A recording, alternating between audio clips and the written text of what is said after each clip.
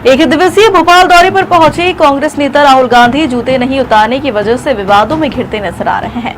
Social media से चर्चा के दौरान डॉक्टर मोहन यादव ने मीडिया से चर्चा में कहा कि राहुल गांधी पर तंज कसा और कहा कि लोकसभा में नेता प्रतिपक्ष के आगमन का स्वागत है, लेकिन इंदिरा गांधी की तस्वीर पर पुष्पांजलि के दौरान जूते नहीं उतारना थोड़ा अटपटा लगा।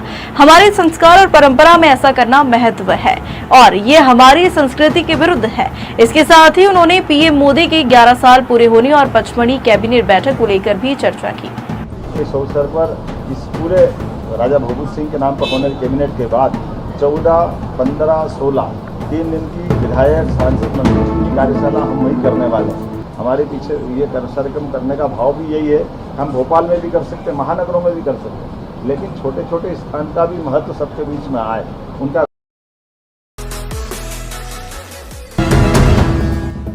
इंदौर से पत्नी के साथ घूमने गए राजा रघुवंशी का शव घटना के 11 दिन बाद गहरी खाई में मिला है।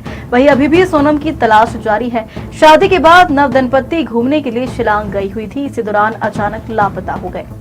इंदौर में पिछले 11 दिनों से इंदौर के ट्रांसपोर्ट कारोबारी राजा रघुवंशी और उनकी पत्नी सोनम रघुवंशी की शिलांग पुलिस के द्वारा तलाश की जा रही थी।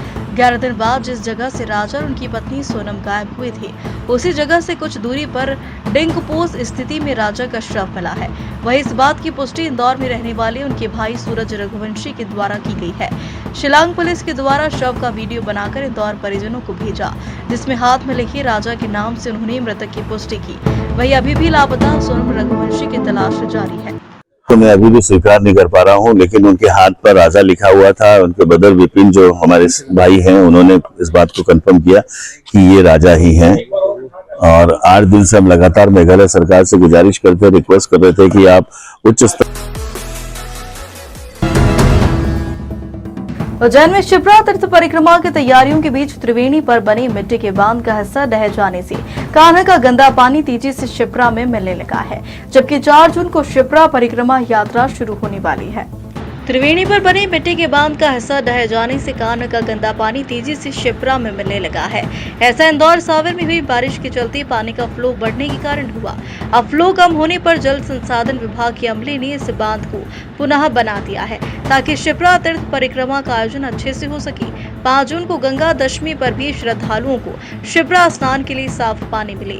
इन तमाम परिस्थितियों के बीच ये भी दावा किया जा रहा है कि नमामि शिप्रे परियोजना क्रियान्वयन इकाई द्वारा कान्ह नदी पर ग्राम कोठड़ा में बैराज का निर्माण कार्य प्रारंभ कर दिया है।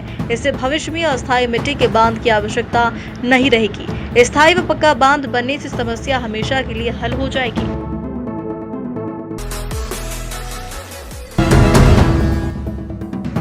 खबर देवास से है, जहां पुलिस ने नकली नोट छापने वाले गिरोह का खुलासा किया है। कार्रवाई के दौरान पुलिस ने 5 आरोपियों को गिरफ्तार कर 15 लाख से ज्यादा की नकली करेंसी बरामद की है। इस कार्रवाई को लेकर एसपी पुनीत गहलोत ने प्रेस कॉन्फ्रेंस कर पूरी जानकारी दी। दरअसल देवास जिले में नकली नोटों के कारोबार में लिप्त एक बड़ी रैकेट का पर्दाफाश हुआ।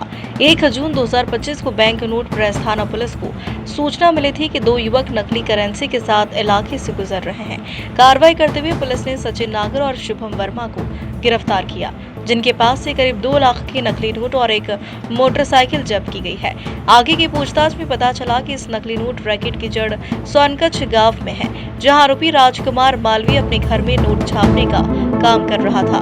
पुलिस ने राजकुमार और सुनील पाटिल को भी गिरफ्तार किया और उनके पास से 13,25,000 के नकली नोट और नोट छापने वाली मशीनें, प्रिंटर, लैपटॉप, स्कैनर व अर्ध छपे नोट बरामद किए हैं। एसपी पुनीत गहलोत ने बताया कि मुख्य आरोपी सुनील पाटिल है, जो 2006 से नकली नोट का धंधा कर रहा था। ये लोग भैरवगढ़ जेल में मिले थे और वहीं से यह नेटवर्क बना। अब तक करीब 25 लाख से ज्यादा के नकली करेंसी बाजार में चला चुके हैं। एक पुख्ता मुखबिर की सूचना पर काम कर रही थी, जिसमें हमें ऐसे इनपुट मिल रहे थे कि 4 से 5 लोगों का एक गैंग है, जो कि फर्जी 500 रुपये के नोट बनाकर सर्कुलेट करने का प्रयास कर रहे हैं। इसी अनुक्रम में हमारे एडिशनल एसपी, एसडीओपी और टीआई बीएनपी की अलग अलग टीमें इस गैंग को पकड़ने के लिए रवाना हुई थी। और इनिशियली सचिन नागर, जो कि सोनकच्छ का रहने वाला है, और शुभम वर्मा। रतलाम जिले की आलोट पुलिस के हाथ बड़ी सफलता लगी है, जिसमें पुलिस ने 14 लाख रुपए से ज्यादा एमडी ड्रग्स के साथ 5 तस्करों को गिरफ्तार किया है। रतलाम जिले के आलोट थाना पुलिस ने नशीले पदार्थों की तस्करी की एक बड़ी खेप पकड़ी है। 14,83,000 रुपए का अवैध नशीला पदार्थ 100 ग्राम जब्त किया है। पुलिस ने मामले में मुख्य सप्लायर सहित 5 आरोपियों को गिरफ्तार किया है। पैडलर जिसे सप्लाई करने जा रहे थे, पुलिस ने मामले में उसे भी आरोपी बनाया है। फरार मास्टरमाइंड की गिरफ्तारी के लिए टीम रवाना की गई है। एसपी ने बताया कि मुखबिर से प्राप्त सूचना के आधार पर थाना आलोट पुलिस ने ताल रोड, जीवनगढ़, भंटा, आलोट से आरोपियों को गिरफ्तार किया था, जो बिना नंबर प्लेट की कार में सवार थे। बिल्कुल, देखिए एमडी ड्रग्स को लेकर के थाना आलोट के द्वारा एक बड़ी कार्रवाई की गई है। सूचना के आधार शुजालपुर में एक युवक खुद को डॉन बताकर लोगों से अवैध वसूली कर रहा था। जब एक LIC एजेंट ने पैसे देने से इनकार किया तो आरोपी ने मारपीट की और जान से मारने की धमकी दी, जिसके बाद मंडी थाना पुलिस ने तुरंत कार्रवाई करते हुए आरोपी को गिरफ्तार कर लिया है और उसका इलाके में जुलूस निकाला।